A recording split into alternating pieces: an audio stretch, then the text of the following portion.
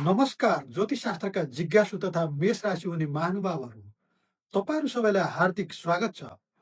ब्रह्माण्डको पहिलो राशि अर्थात् साहस र ऊर्जाको प्रतीक मेष राशिका व्यक्तिहरूका लागि नयाँ वर्ष 2083 कस्तो रहनेछ?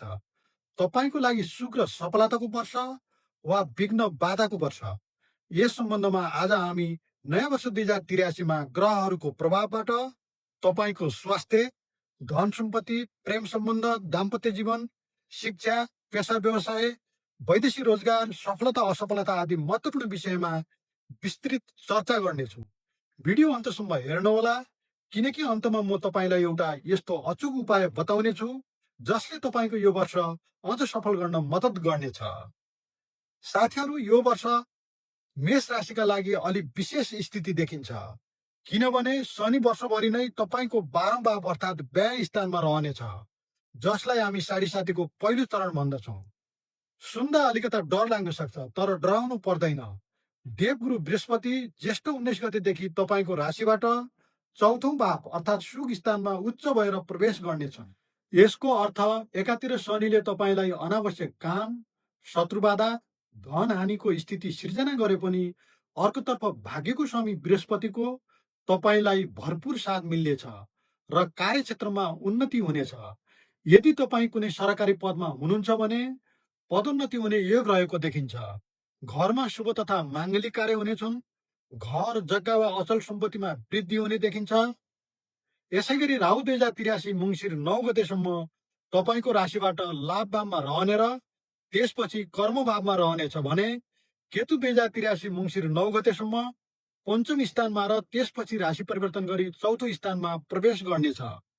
राहुको गोचरीय प्रभावबाट तपाईँलाई धन लाभ, कार्य व्यवसाय र इच्छा पूर्तिमा सफलता मिल्ने देखिन्छ भने केतुको प्रभावबाट ज्येष्ठ सन्तानसँग मतभेद हुने वा निजको स्वास्थ्यमा केही समस्या आउन सक्ने देखिन्छ। यस्तै प्रेमी वा प्रेमिकासँगको प्रेम सम्बन्धमा खटपट वा मनमुटावको स्थिति रहन सक्छ।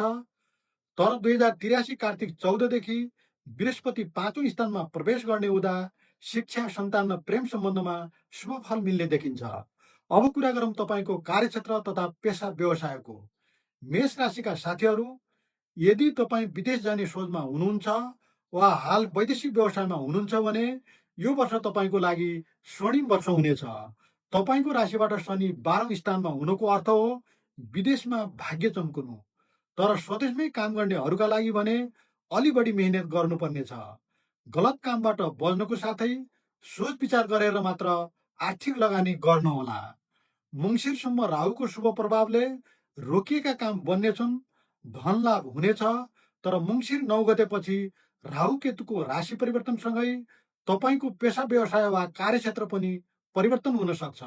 यदि कुण्डलीमा राहु बलियो अवस्थामा भए सरकारी जागिर र राजनीतिक क्षेत्रमा रहेका व्यक्तिलाई पदोन्नति हुने सम्भावना रहेको छ। तर गुप्त शत्रुहरूबाट भने अलि सतर्क रहनु पर्नेछ। कसैलाई अन्धधुन्ध विश्वास नगर्नु नै उचित हुनेछ। धन सम्पत्ति तथा आर्थिक पक्षको कुरा गर्दा यो वर्ष तपाईँको लागि आर्थिक रूपले मिश्रित फलदायी वर्ष रहनेछ। राहु र बृहस्पतिका प्रभावले धन पैसा आउने स्रोतहरू खुल्नेछन् र आर्थिक लाभ हुनेछ। तर शनिको नेगेटिभ प्रभावले गर्दा विलासितामा, औषधि उपचार वा अनावश्यक काममा खर्च हुन सक्छ।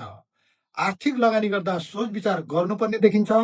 शिक्षाको क्षेत्रमा विद्यार्थीहरूका लागि केतुबाट अलिकता नेगेटिभ प्रभाव पर्न सक्ने भए तापनि जेठ 19 गतेबाट बृहस्पति उच्च हुनाले तपाईँको स्मरण शक्ति र बौद्धिक क्षमता बढ्ने देखिन्छ। धार्मिक तथा नैतिक शिक्षामा रुचि जाग्नेछ। मेहनत अनुसारको सफलता अवश्य मिल्नेछ। स्वास्थ्यमा भने अलि ध्यान दिनुपर्ने देखिन्छ। साढे साथीको प्रभावले खुट्टामा चोटपटक, आँखाको समस्या, अनिद्रा वा अनावश्यक मानसिक तनाव हुन सक्छ। समय निकालेर योग र ध्यान गर्न नबिर्सनुहोला।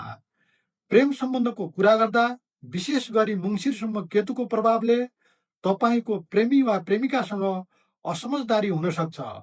अलि दूरी बढ्न सक्ने देखिन्छ। सोच विचारका साथ राम्रो बोलीवचन गरी समझदारी अपनाउनु पर्ने देखिन्छ। कार्तिक 14 पछि बृहस्पति 5औं भावमा आउँदा प्रेम सम्बन्धमा मधुरता आउनेछ र प्रेम विवाहको योग समेत बन्नेछ। दाम्पत्य जीवन सामान्य रहनेछ। वैशाखदेखि आषाढ 7 गतेसम्म पति पत्नी बीचको सम्बन्धमा अलिकता तिक्तता आउन सक्छ, तर आत्तिनु पर्दैन। आफ्नो अहमलाई नियन्त्रण गरी जीवनसाथीका कुरा ध्यान दिएर सुन्नुभयो भने सम्बन्ध राम्रै रहनेछ। अब हामी मेष राशिका व्यक्तिले ग्रहको अशुभ फलबाट बच्न तथा 2083 साल कसरी शुभ फलदायी बनाउने भन्ने बारेमा विशेष उपाय जानौँ।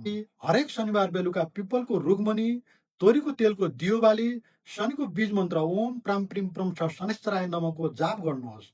शनिबारको दिन असहाय, भोका वा गरिब मानिसहरूलाई खाना खुवाउनुहोस् वा आवश्यक वस्तुको दान गर्नुहोस्। यस्तै दैनिक रूपमा हनुमान चालिसाको पाठ गर्नाले पनि तपाईँको जीवनमा आइपर्ने सङ्कट एवं विघ्न बाधाहरू समाप्त हुनेछन्। समग्रमा भन्नुपर्दा मेष राशिका लागि 2083 साल अनुशासन, मेहनत र धैर्यताको वर्ष हुनेछ। वैदेशिक रोजगारको लागि भने सफलताको वर्ष रहनेछ। गलत कार्यबाट सतर्क रहनुहोस्, आफ्नो आत्मविश्वासलाई डगमगाउन नदिनुहोस्, सकारात्मक सोचका साथ अगाडि बढ्नुहोस्, सफलता अवश्य मिल्नेछ। तपाईँलाई यो राशिफल कस्तो लाग्यो कमेन्टमा जय बजरङ्गबली हनुमान लेख्न नभुल्नुहोला। यस्तै अन्य विषयवस्तुका लागि हाम्रो यस च्यानललाई सब्सक्राइब अवश्य गर्नुहोस्। तपाईँको लागि नयाँ वर्ष 2083 सुख शान्ति र सफलताको वर्ष रहोस्। जय श्री राम।